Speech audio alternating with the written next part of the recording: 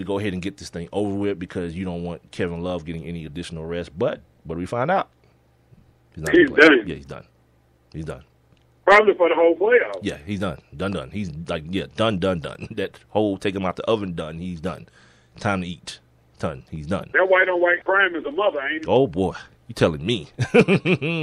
Woo. You telling me.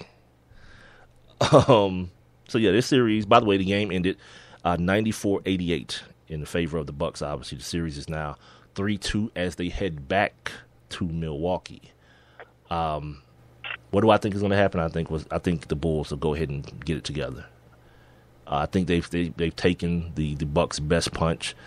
The kids have a lot of they got a lot of confidence in what they're able to do. But I think the Bulls are just all around. They're just a better team. They're better, more experienced, more skilled team at this point. And I think they'll take it in 6, and then we'll see the beginning of the Eastern Conference semifinals on this weekend coming up. Oh, God, Russ, I'm calling you Russ. Why am I calling you Russ? Rob. Then we had the Grizzlies and the Blazers happen last night. And right. Yeah, if I can be honest with you guys, I turned in. I was like, it's on the DVR, and I didn't even wake up and look at it. I was like, yeah, I've seen enough of this. I'm going to go to bed now. Oh, by the way, I shouldn't have because I know better. Mike Conley didn't play yesterday, and I should have known better than to just write this thing off. But it's like, what are we doing? You know, it's like now it's just like these teams, like this whole pride thing. I heard Dame Lillard talking about it yesterday. It was like, damn, man, we got to show some pride. And, you know, at least let's not get swept. I was like, is that where we're at? Is that really where we're at right now? And I'm being forced to watch this game. I refuse. I watched everything else and flipped back and forth and saw what I need to see and then went to bed. But I did miss the final. Dame Lillard, he ate. While the big dog was out, the cat turned around and played a little bit. Mike Conley didn't play. Dame Lillard, 12 points in the fourth quarter. Excuse me. As the Blazers from 8 minutes to the end of the game went on a 29-12 run. He ended up with 32 points. He was only averaging 18 through games 1 and 3. So you see the impact of Mike Conley not being there for this basketball team, and it's expected that he's going to miss the game on Wednesday as well, because he got the Russell Westbrook situation where his face got broke the other day in the ball game, so he can't. You know, they did the surgery on it, but they're going to hold him out a couple games, especially since you don't have to play him. You know what I mean? You got one game, you got one of the next 3 games to win. Yeah, that's basically what we're looking at here. So. Yeah. Funny thing is, the Blazers went ice cold in the third quarter, only shooting 5 for 25, and we're down at that 8-minute mark. And then they just kind of, I guess it's true what Lillard was saying. The pride kicked in, and he sparked that fourth quarter for him, and they walked away with a win. So good for them, bad for me. Just makes it more basketball I have to watch. And I'm not disappointed in it because when it's gone, I'm gonna miss it. But I want to see like Spurs Clippers type. I want to see that. And maybe you might be saying to yourself, well, you're getting that with the Hawks and the Nets. No, I'm not. That's bad basketball. Like, you understand what I'm saying? Like, the Spurs and the Clippers is good on good. What's happening in the Hawks and Nets series is bad on bad. Like, 2 bads don't equal a good. They just equal extra bad. You know what I mean? Oh, and I'm being forced to watch it. I will not forget this, Hawks. I will not forget this. Someone's going to have to pay. And it's going to be you. It's going to be Dominique. I'm going to find him. Like, remember that suit I let you borrow? No, that didn't end well for the last dude that said that to Dominique. Yeah, he got 2-piece and a biscuit. Take home with him. Consolation prize. Oh yeah, I'm glad we got time for this. Rob, I need to go to the Twitter real quick so I can tell the people. By the way, the Twitter account and the Facebook and the Instagram at Sports Kings Live. Make sure you follow us and you tell your friends to do the same. Because there was a tweet that I sent out the other day of the lovely human being, of something the lovely human being Shaquille O'Neal uttered that was so ridiculously stupid. So ridiculously stupid. And I'm going to read it here for you guys as soon as I can find it here. He was talking about, they were talking about the whole Hack-a-Shaq thing, and they kept calling it Hack-a-Shaq. and I don't know, Shaquille had his, panties in a bunch or whatnot, and he was getting mad and hollering at everybody. And I think Kenny said, it's a strategy. Here's a quote from the Big Cactus or Shaq Diesel or whatever other nickname he's given himself, Superman, all these things. If you have to use strategy to beat me, go back. Quote, if you have to use strategy to beat me, man.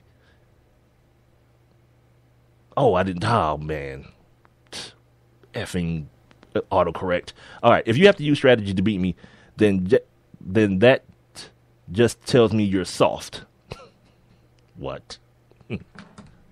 Rob, I don't know.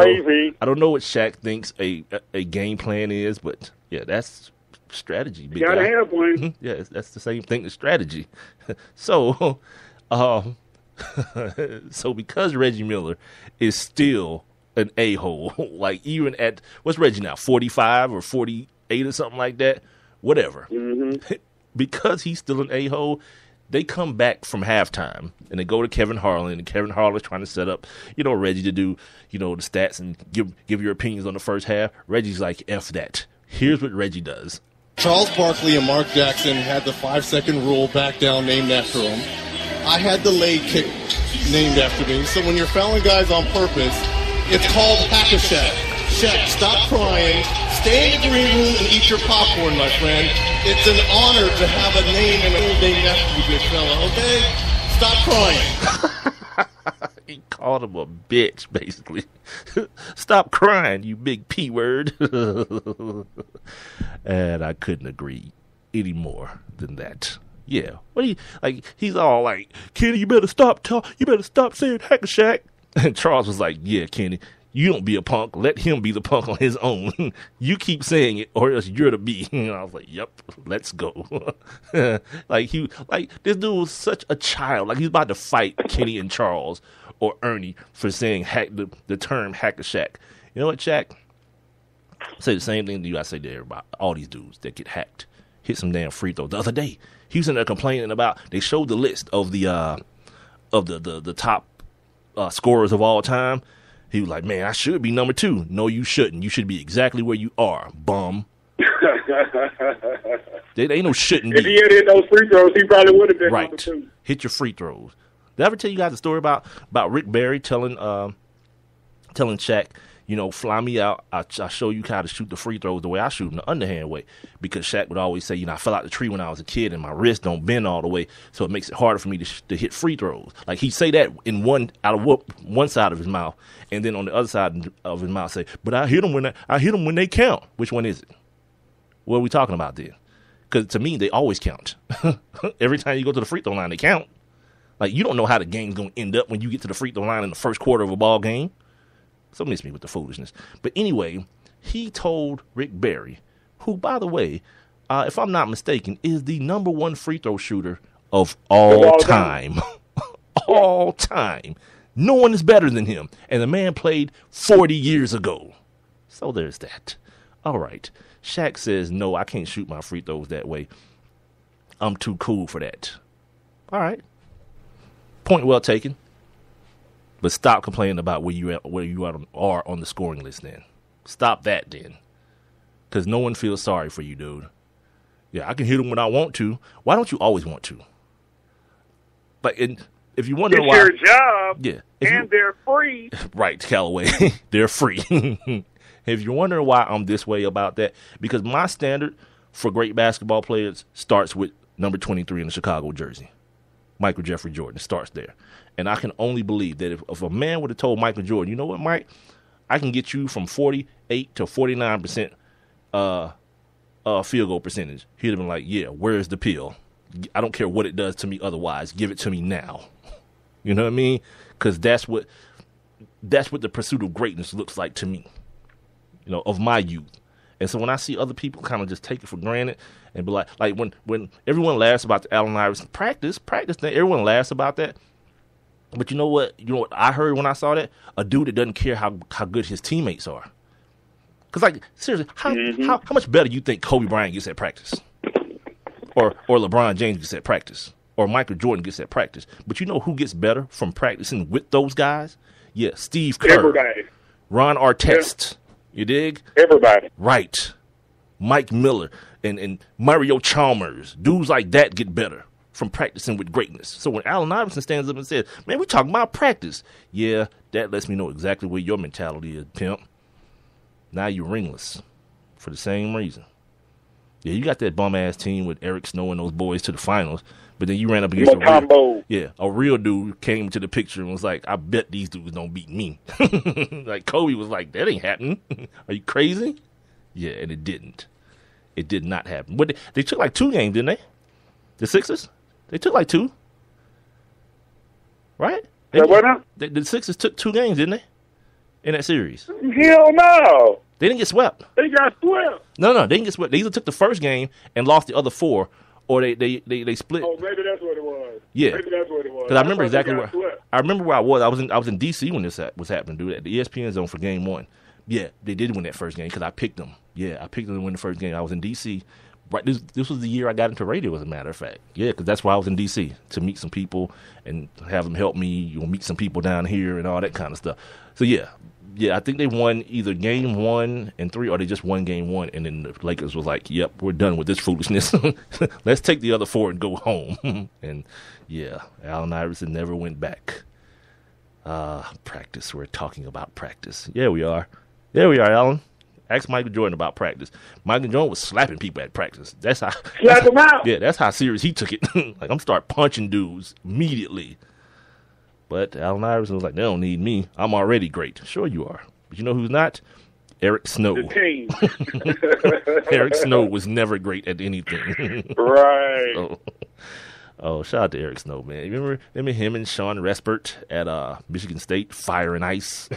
Yep. Yeah. Oh, yep. Sean Respert. That MFer could shoot from anywhere in college, and I don't know where he went in pros. I don't believe I followed him when he got to the pros. All right, we got about 2.5 minutes here, and I don't really want to get into anything real heavy because I want to talk about some of this NFL stuff and the fight being, 3 days away, 4 days away. Rob will be boarding an aircraft tomorrow on a hump day, heading to Las Vegas, which translates to whale penis, as far as I understand. Nah, I'm just playing. Yeah, old Ron Burgundy joke. Don't worry about it. So yeah, when we start the second hour, we're going to talk about some of this stuff that we didn't talk about yesterday within the NFL, and then some other things got added today. Some draft prospects going through some problems. We'll call them problems. An episode, or not an episode, but a rendition of Old Man, Please Stop Talking. We'll have that coming up next hour as well. Oh, these old guys will never learn, man. Yeah, like you 50 now, man. Leave these 20-year-old dudes alone. They're going to do their thing. Just stop immediately. Saw something very, very hot yesterday on Pro Football Talk. I think it's on right now, as a matter of fact. But I'm not paying attention to that because I'm talking to you guys. But yeah, saw something very, very hot yesterday on Pro Football Talk, and it's kind of along the lines of that nerdy thing I did the other day with the MVP thing, all the analytics and the numbers and all that. I'm not gonna do that today. Not gonna do it today, but I am gonna tell you guys about this thing. I guess from what I understand, they're doing it every day now up until the draft. And it was you want to get educated and you want to learn some stuff, and you want to get in deep with how to evaluate these players properly, or more efficiently and more in depth. Yeah, this thing on Pro Football Talk is gonna blow your mind. And that's just pretty much it, man. I've said my piece on the stuff that's going on in Baltimore. I have, and hopefully, the hope is that things will get better. For everyone involved. Because I don't want to see, like Rob said, I don't want to see no police getting shot and killed and all that kind of stuff. I don't want to see anybody die. You know what I mean? I don't want to see any of that happening, man. Let the courts decide whether a young man is criminal or not. Not the fact that he got some sagging pants and he runs when he sees you. That ain't the move. All right. Because he ain't really running nowhere. Yeah, exactly. That's the end of hour number 1. Sports Kings Podcast. Big Mike, Rob Calloway. Don't forget Spreaker.com, and we're on Instagram, Facebook, and Twitter at Sports Kings.